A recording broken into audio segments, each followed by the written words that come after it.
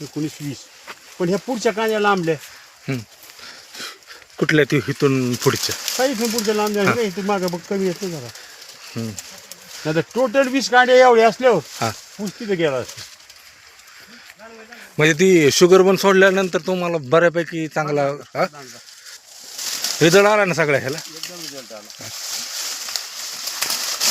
सरस आपण पाहायला गेलं तर कांडे सगळ्यांचे हे झालेले. कांडे सगळ्यांनी घेतले. कांड्याची लांबी वाढली बघा लय.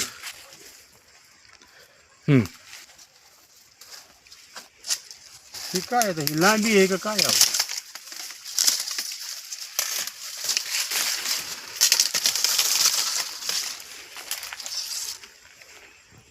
आपण किती तारखेला पानं काढू नका, पानं कोण काढत. हे आडवी असल्यामुळे तोडले. नाही म्हणजे साधारण 45 दिवस होय. हा 45 दिवस झाले सोडलेलं. 45 दिवस. 45 दिवसामध्ये बऱ्यापैकी हे झालं. हा बऱ्यापैकी हे सगळं भयानक झालं सगळं. तुम्ही वेगळं होतं. हा ह्याला नव्हतं सोडलेलं त्यावेळेस. त्यावेळेस सोडायला नव्हतं, नंतर 5 लिटर सोडायला. हां पडलंय ना बघा ना ते वाढलंय वाढल्यामुळे ते आता 20 ते 25 कांड्यापर्यंत ऊस आहे. ऊस आहे 11 महिन्याचा साधारण. किती 11 महिन्याचा. 11 महिने. हा 11 महिन्याचा ऊस आहे.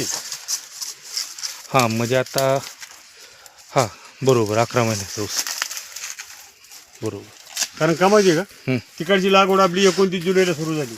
हां ती होता मला इकडे यायला महिना गेलाय. हां म्हणजे ही सप्टेंबरच्या एंडला अशी वगैरे लागवड झालेली. सप्टेंबर अजून 24 कांड्या होतात. 24 कांड्या 30 कांड्या 100% आरामच्यासाठी. अजून ती वाढणार आहे ती. अजून 5-6 कांड्या. आता आपल्याला काय करायचं माहिती का साहेब, हां खोडीवावर सुरुवातीपासून काम करायचं.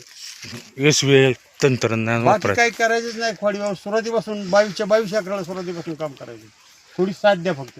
100%. कधी मध्ये पैशाला जरा मी मागे राहतो ना, नाही ते तेवढी थोडीशी वागून घ्या. साथ म्हणजे वागून घ्या.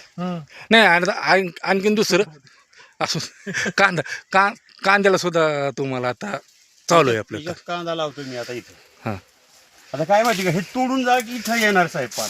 हां हो आणि ती तिकडे आहे. तर मी फक्त एवढंच कांदा लावतोय मधल्या ह्याच्यात पेसमध्ये.